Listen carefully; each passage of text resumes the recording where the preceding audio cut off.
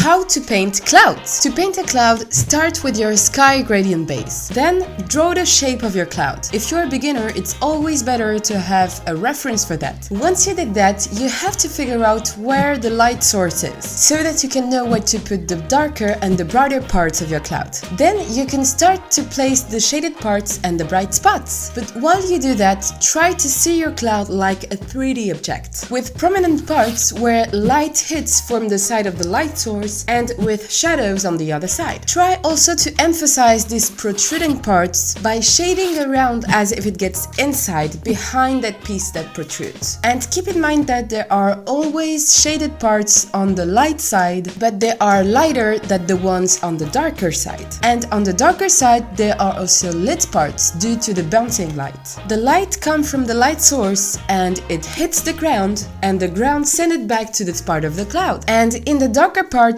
don't hesitate to put a lot of contrast. It will give more dimension to your cloud. I made this painting completely from imagination, and if you want to do the same, watch this video where I explain in 5 minutes how to do it.